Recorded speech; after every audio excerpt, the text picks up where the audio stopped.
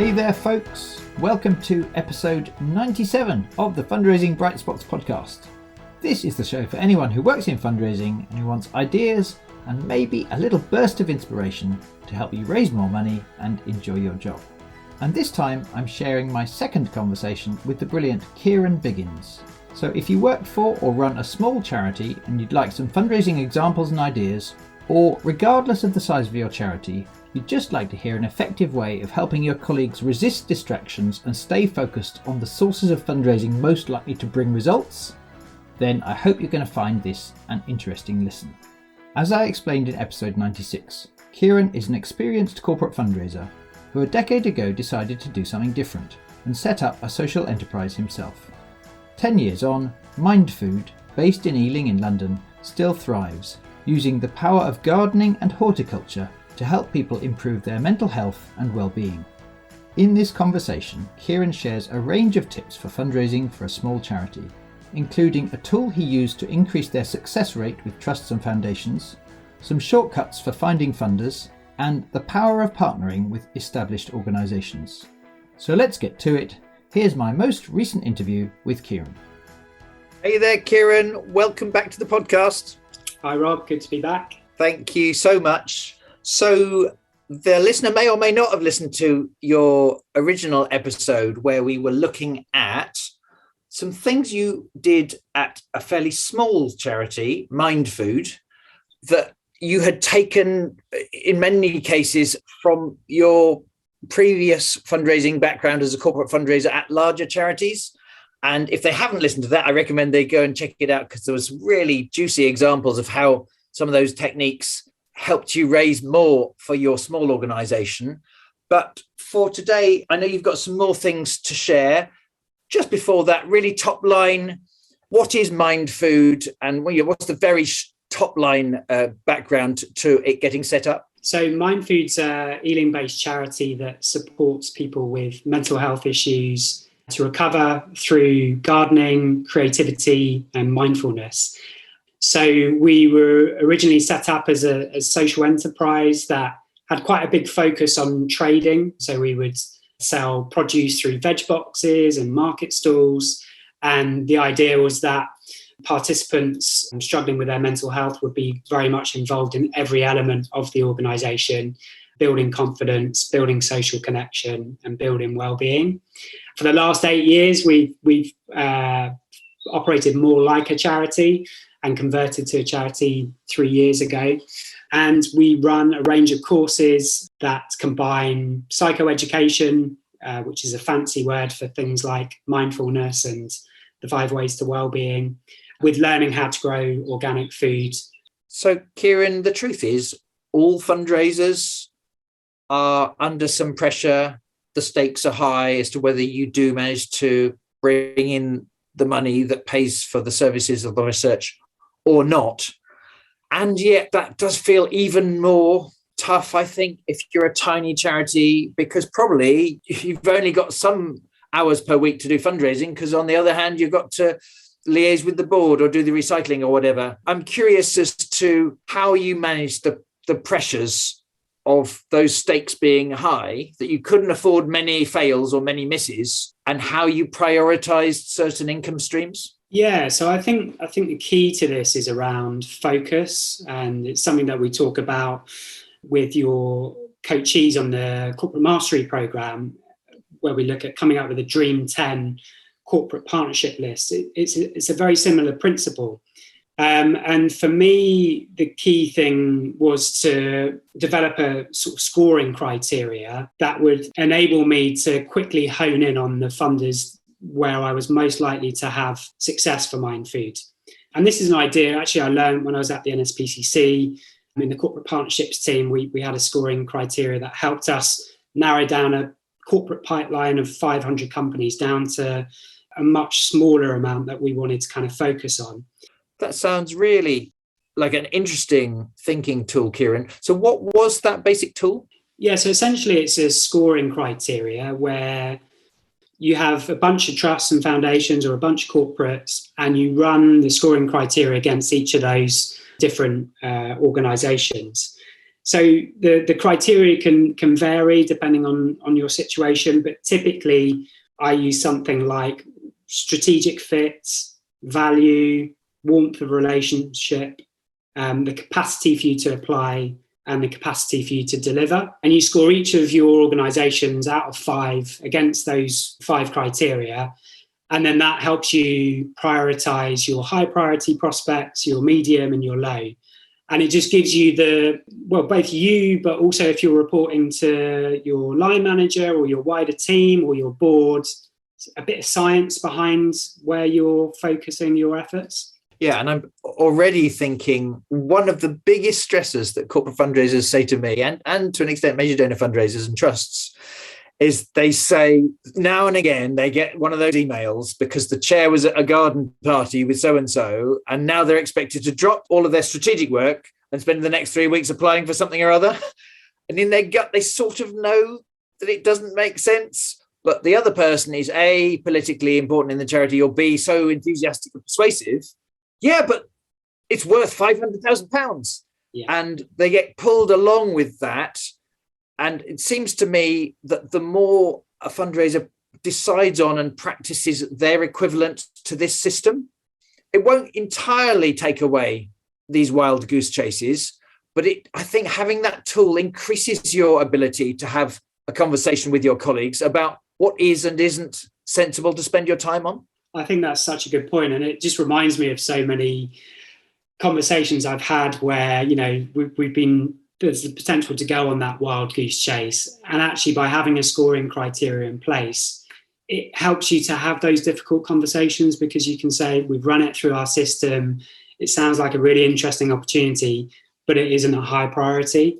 So it gives you that kind of credibility to diplomatically handle conversations where people are trying to get you to maybe pursue a lead that you don't think is really actually the best use of your time. Yeah, and even that's another thing that occurs to me. Part of the difficulty is the internal conversations. It's also true, I think one of the hardest things for fundraisers is we're so conscious of the need for money, especially in the early days, or especially when we're under pressure, that if a company sends you an email or someone wants to do, make a calendar or do an event for you, whatever it might be, they're offering to help. But usually the offer to help is very sincere, but in practice, the idea or the suitability of that funding stream or that kind of event or that company just doesn't make sense for your charity generally or for your fundraising priorities as well. And I think one of the hardest things some fundraisers experience is the ability to say no firmly but politely, acknowledging the good intention. But for this reason, we're not able to take this idea forward at the moment. It sounds like quite a small thing, but actually the ability to get good at A, the decision making, and but B, the skill of nipping those in the bud makes a massive difference to being able to spend time on the 2 or 3 fundraising priorities that really are strategically sensible for you at the moment. Absolutely, yeah. And I think this is just such a powerful tool to help you kind of tick all of the things you were just saying. It gives you a system to hone in, to focus, but also to handle conversations, whether internally or externally, about focus and where you as a fundraiser should be spending your time. And in the context of Mindfood, maybe it's not appropriate to mention the name of any funders, but I get a sense that this has really paid off. Yeah, so, having a day, a week of fundraising, you really have to make your time count. And last year, this definitely is by no means a typical year, but we had 100% success rate in trust applications. And I think part of that is because we only really applied to organisations where we knew there was such a good fit. There was, the warmth of the relationship was so strong. So thinking of City Bridge, we looked at them as a corporate prospect and thought, strategic fit, they're a 5. They specifically interested in funding greening initiatives in London. You can't get a better fit than that. The warmth of relationship was probably a 5. They'd funded us previously. They'd also supported us on getting a new video for the charity. So it felt like we had a really good relationship there. In terms of our capacity to apply, the application form for a 3-year funding pot was relatively straightforward. So that scored high. Capacity to deliver scored high because we were asking for funding for a program that we were already delivering. So quite quickly, you can see this prospect seems like our ideal prospect. And so we need to invest a good amount of time into making sure that we're successful with it. And presumably there will have been ones that seemed, before a closer look, really enticing. But if they were only scoring 1 or 2 in a couple of those 5 things, that really set off warning signs for you to not to get tempted by the pull of the shiny bit that seems so good. Yeah, and I think, some of those criteria can sometimes, you could even put more emphasis on some over than others. So, if the warmth of relationship's not strong, actually that's quite a big factor that you might want to double the points on, for example.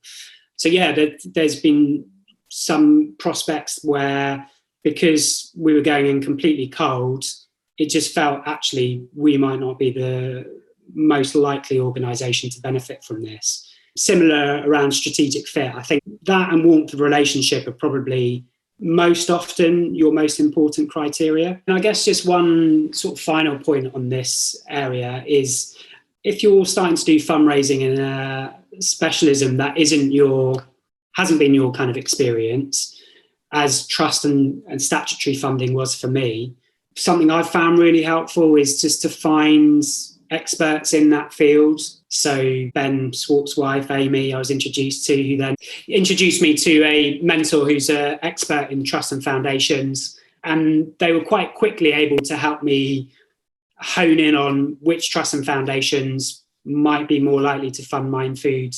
And in a similar vein, I also did the same in terms of when Mind Food were looking at trying to get funding from local authorities, I found a mentor who had experience in commissioning. So, look for those experts in those fields, try and find a mentor. Even if it's not a mentor, have conversations with people who are experts in the field that you're focusing on, and that's always super helpful. Yeah, what good advice, Ciaran. Not just one mentor. Throughout our career, the skill sets we're needing are forever evolving, aren't they? And to be on the lookout for whatever your new thing is you need to start getting good at, to work out who out there might know someone who could just help me out, think this through, so I do this new thing with the help of someone who's ahead of me in that area. Hey, it's Rob, and I thought I'd jump in really quickly in case you'd like to get a deeper level of training and coaching support than is possible in these short podcast episodes. If so, a couple of options to think about are, firstly, our Bright Spot Members Club, which is our training and inspiration site for fundraisers of all disciplines, and secondly, our 2 flagship mastery programs in corporate partnerships and major gift fundraising, which will start again in the autumn of 2022. But rather than have me explain them, I thought it would be most interesting if you could hear from a fundraiser named Pippa about how the Learning Club and the Corporate Mastery Programme have helped her. I've been a member of Bright Spot Members Club for a couple of years now, and also attended Rob's Mastery course.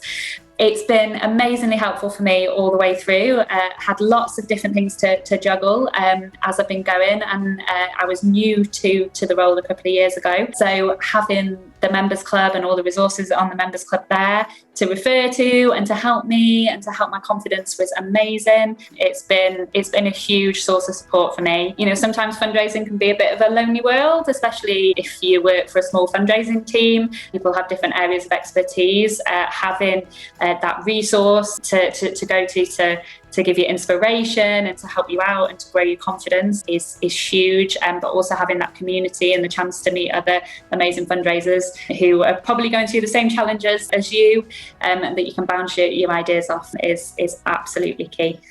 If you'd like to hear more about the Bright Spot Members Club, our corporate and major gifts mastery programs, or our team training days, go to brightspotfundraising.co.uk/services. For now, let's get back to the interview with Ciaran, as he talks about the benefits to Mind Food of deliberately seeking out partnerships with larger, more established organisations. So it became quite clear to us that in terms of long-term funding for Mind Food, statutory, so working with local authorities or the NHS was going to be an important part that we'd need to crack in terms of long-term funding. But Mind Food as a small charity wouldn't be in a position to apply for the contracts that local authorities and the NHS were offering. And so I thought, well, how could we get ourselves into a partnership with a bigger brand, a bigger organisation, and be a key part of what they're delivering? And it kind of felt quite obvious to me that, Mind, as a leading mental health charity, would be an awesome partner to work with. Mind have a federated structure, so they have lots of local Mind groups.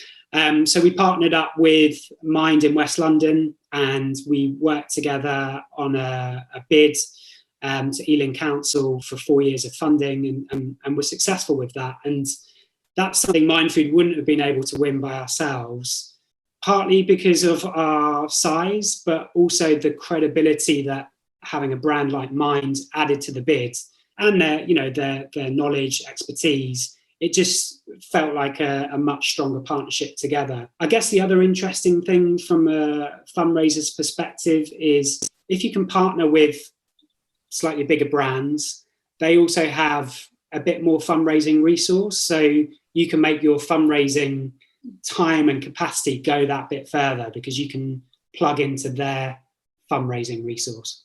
Yes, that makes sense, Ciaran. And you've given such interesting fundraising techniques today that maybe aren't suitable for every small startup charity. But if someone is in that situation, they're fairly early on in this game and there's some fundamentals they should have on a checklist in terms of finding funders, what are a couple of the things that really early on at Mind Food you made sure you were doing? Yeah, so I think there's like 3 practical things that fundraisers can do. Firstly, I'd encourage you to link in with your local CVS, and they're the local organisation that represent the voluntary sector, and they can help you plug into funding that's available locally, and also possibly support on helping you with your funding applications as well. The second thing would be around utilising fundraising portals. So there's paid for ones that are available, but there are also some great free ones like Charity Excellence, where you can run a search criteria and find funders that fit your organisation. And then the third would be around social media. So start following organisations that you're interested in, or people who are talking about the topic that you're interested in. So a good example is I found out about Lush, the retailer, had a new mental health fund called I Am Whole, and that was through following them on Twitter. Social media, funding portals, and CVS are great tools to find funders. That's brilliant. And there was one other thing that you mentioned near the beginning of the other episode that really, again, fits into this criteria. It's just really early on some sensible, doable things. Yeah, so it's a really good tactic that if you're looking for funders, look at similar organisations to your organisation, look at their charitable accounts, and within their charitable accounts, they normally list the trusts and foundations and corporates that support them. And if they support them, it's a good indication they might be interested in your organisation too. Great ideas. Okay, thank you so much, Ciaran, for sharing all these really helpful tactics. I'd just like to get clear on a couple of things. If people are interested in Mind Food and what it stands for, or getting involved with its services and those things, how would they find that? Yeah, so visit Mind Food's website, www.mindfood.org.uk, and we're on Facebook, Instagram, LinkedIn, Twitter. Fabulous. And I know that you now work for yourself. You do consultancy for nature-focused good causes.